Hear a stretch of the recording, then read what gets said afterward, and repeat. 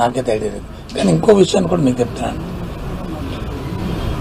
ఈ రాష్ట్రంలో 99 తర్వాత వచ్చిన మా ప్రభుత్వం, ఆయన జగన్మోహన్ రెడ్డి గారు ప్రభుత్వం వచ్చిన తర్వాత ఎన్ని ఓట్లు కొత్త ఓట్లు నమోదయ్యేవి, ఎన్ని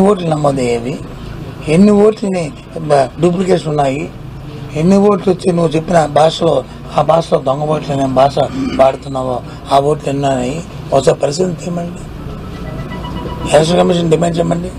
నేను చెప్తున్నాను 99 ముందు ఈ రాష్ట్రంలో 2019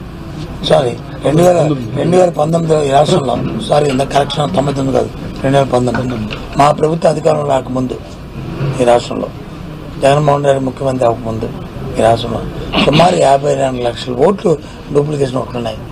తెలంగాణలో ఉన్న వాళ్ళు ఆంధ్రాలో ఉన్నారు, ఆంధ్రాలో ఉన్న వాళ్ళు వచ్చి కర్ణాటకలో ఉన్నారు, కర్ణాటకలో వచ్చి ఆంధ్రాలో ఉన్నారు, ఆంధ్రాలో వచ్చి విశాఖపట్నంలో విజయనగరంలో వచ్చి తిరుపతిలో ఉన్నారు, తిరుపతిలో ఉన్న వాళ్ళు వచ్చి చిత్తూరులో ఉన్నారు, చిత్తూరులో ఉన్న వాళ్ళు వచ్చి విజయవాడలో ఉన్నారు. ఈ రకంగా ఉన్నాయి. ఇది వాస్తవం కోసం వెరిఫై చేసుకోమని. మరి అప్పుడు ఎవరు ప్రభుత్వం 19 ముందు ఎవరిది ప్రభుత్వాలు జరిగిన ప్రక్రియలోనూ ఇవాళ అయినప్పటికీ కూడా ఎన్నికల్లో పోటీ చేస్తున్నప్పుడు ప్రతి అభ్యర్థి కూడా అది ఏ పార్టీ అవనండి ముందు వాళ్ళు ఏం చేస్తారు, వాటర్ లిస్ట్ని చూసుకుంటారు. ఆ ఊర్లో ఉన్నాడా లేదా వాటర్ కాదా, లేకపోతే ఇంకెక్కడ ఉన్నాడా, లేదా చనిపోయాడా బతికున్నాడా, అవన్నీ ఎన్నికల్లో ప్రక్రియలో సహజం. ఇది నేను మిగతా వల్ల నేను ఆపాదించి మాట్లాడలేను. కానీ సైంటిఫిక్ లైన్లోనూ ఒక అనుభవంతో మాట్లాడితే అది ఆ స్థానికంగా నిలబడిన అభ్యర్థి ఏ పార్టీ నిలబడినా ఆ పార్టీ. అయితే రాజకీయ పార్టీలు దాని మీద దృష్టి పెట్టి ఎన్నికల కమిషన్కి వచ్చి చెప్పుకోవడం అనేది చేయడం అనేది ఎన్నికల కమిషన్ బాధ్యత. అవన్నీ చేయవలసిన బాధ్యత ఎన్నికల కమిషన్. ఏ పార్టీ మీద ఆపాదించే బదులు ఎన్నికల కమిషన్ బాధ్యతను గుర్తెరిగి ఆ బాధ్యత సక్రమంగా నిర్వహిస్తే సజావుగా ఎన్నికలు జరిగితే అది జరగాలని మా పార్టీ తరఫున డిమాండ్ చేస్తున్నాం. నిష్పక్షంగా జరగాలని మేము డిమాండ్ చేస్తున్నాం. ఈ కార్యక్రమం జరగాలని మేము కోరుతున్నాం. మా డిమాండ్ ఏంటి అవి దాన్ని మనం చెప్తాం. ఎలక్షన్ కమిషన్ మామూలు షెడ్యూల్ ప్రకారం అయితే గతసారి వచ్చి ఏప్రిల్ 2 ఏప్రిల్ 2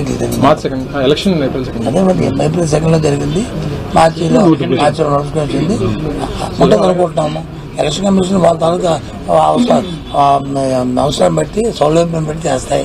ఎందుకంటే ఎన్నికలు ఎప్పుడు కూడా ఒక దగ్గర నుంచి లా అండ్ ఆర్డర్ ఇష్యూస్ లేకపోతే ఆఫీసర్స్ ఇష్యూస్ వస్తాయి. అవి చూసుకొని ప్లేసుల ప్రకారం పెడతారు. అది ఆలోచన చేస్తారు. అందులో మనం మాట్లాడే అవకాశం కానీ మాట్లాడడం కూడా తప్పది. దాంట్లో మీరు ప్రశ్న అడగకూడదు, నేను దాని ముందు స్పందించకూడదు.